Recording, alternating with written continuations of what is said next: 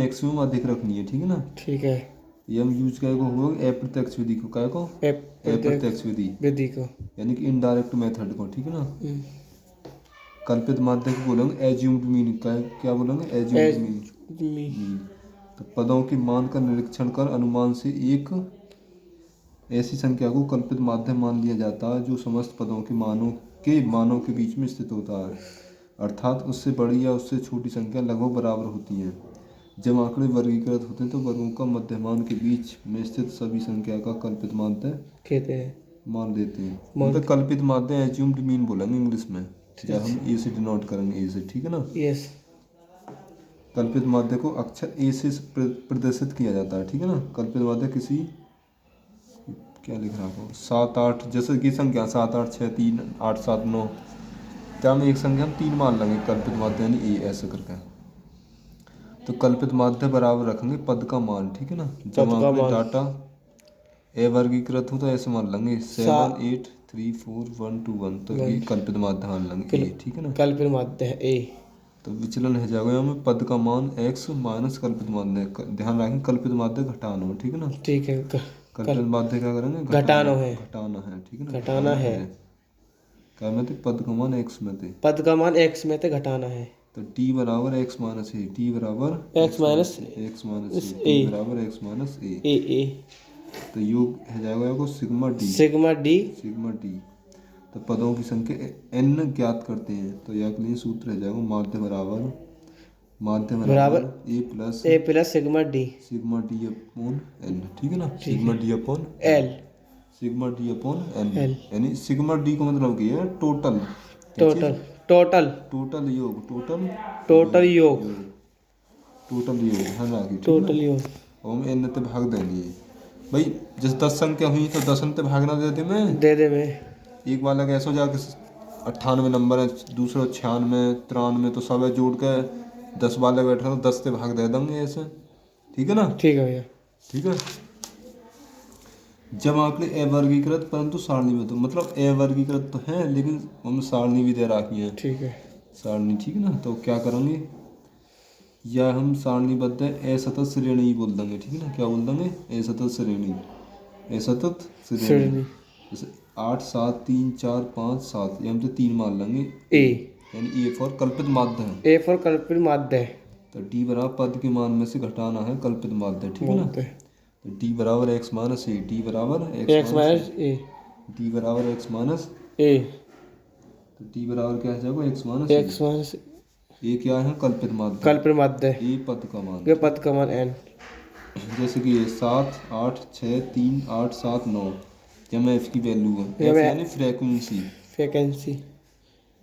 F माने frequency, 9 10 3 5 6 9 10, मतलब 9 वाले तो ऐसे जिनके 7 नंबर है, ऐसे 10 वाले कैसे जिनके 8 नंबर, 3 वाले कैसे जिनके 6 नंबर, 5 वाले कैसे जिनके 3 नंबर है, ऐसे करके, ठीक है ना। वो फ्रीक्वेंसी जब तो बोली ना सारणीबद्ध है, तो ये सारणी में ही तो है, ये क्या में, सारणी में, ठीक है ना।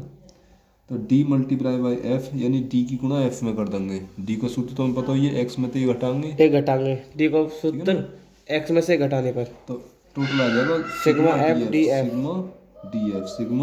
एफ, तो टोटल आ जाएगा सिग्मा एफ डी या डी एफ, एक ही बात है, ठीक है ना। ठीक है।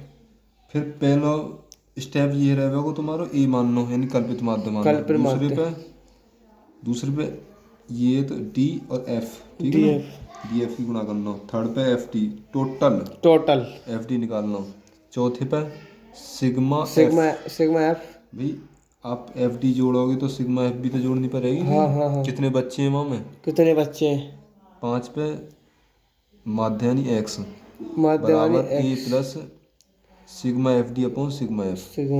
देखो यहाँ में और यहाँ में ये अंतर है बस के, यहाँ भी ए ही है, यहाँ पे भी ए, यहाँ प्लस है, यहाँ भी प्लस है, लेकिन यहाँ जो है ना बालकन की संख्या जो है ना सारणीबद्ध है, सारणीबद्ध, या वजह से एफ आ गई है, ठीक है ना, सिग्मा एफ आ गई है, और यहाँ एन है, ठीक है ना, ठीक है एन, यहाँ एफ डी आ गई, ठीक है ना। तो योगफल निकालने के लिए एफ डी कर देते हैं टोटल, जब तुम सवाल पढ़ोगे ना जब पता पड़ेगी, ठीक है ना। क्लियरिटी आ गई, मतलब मेरा मतलब क्लियरिटी आ जाएगी, जब पढ़ते समझ में आ जाएगी। जब आंकड़े वर्गीकृत हैं, जब आंकड़े वर्गीकृत हैं, क्या हूँ वर्ग की कर वर्गीकृत, तो सतत श्रेणी, ए। सतत श्रेणी बोलेंगे अगली में, और या के लिए सतत श्रेणी। ठीक है। अगर सारणीबद्ध है आपका तो उसे सतत श्रेणी बोलेंगे, लेकिन जब आंकड़े वर्गीकृत हैं तो सतत श्रेणी बोलेंगे, ठीक है ना। ठीक है। तो यहाँ पे फर्स्ट स्टेप तुम्हारा ये रहना, एक्स बराबर वर्ग की उच्च सीमा, उच्च सीमा उस सीमा प्लस वर्ग की निम्न सीमा बट्टे दो, बट्टे दो। बट्टे दो। आधा करना, दो का मतलब आधा, दो का मतलब आधा। आधा करना है, आधा आधा करना है। करना है ऐसा। तो कि एक्स की वैल्यू है 7 8 6 3 7, तो हम तो ए की वैल्यू मान लेंगे। ए फॉर एज्यूम्ड मीन यानी कल्पित माध्य, कल्पित माध्य माध्य मतलब 6। 6। तो थर्ड पॉइंट रहना तुम्हारा डी बराबर एक्स माइनस ए, डी बराबर एक्स माइनस ए। ए। नंबर चौथा पॉइंट रह रहा हूँ डी गुणा एफ बराबर डी एफ, ठीक है ना। नंबर 5वां पॉइंट रहना हूँ एफ डी, या को बोलेगा ना टोटल यानी योगफल, क्या योगफल, टोटल योगफल, योगफल टोटल, ऐसी सिग्मा एफ। तो सिग्मा अगला एफ। सूत्र रह जाएगा एक्स के ऊपर बार मतलब माध्य है माध्य है बराबर A plus sigma F D upon sigma F, वही की तरह, ठीक है। सेम वही की तरह थोड़ा सा सस्ता वाली। रिवीजन के लिए करवा रहा हूँ मैं बस। माध्य ज्ञात करने की लघुत्तर या पग विचलन विधि, माध्य ज्ञात करने की लघुत्तर या पग विचलन विधि, ठीक है ना। शॉर्टकट और स्टेप डेविएशन, डेविएशन बोलेगा ना इंग्लिश में, विचलन को ही इंग्लिश में डेविएशन ही बोलेगा ना, ठीक है ना, ध्यान रखना। ठीक है। मेथड ऑफ फाइंडिंग है लगो है अपना बढ़ रही घट रही है, पहले बंद करो कोने वाली।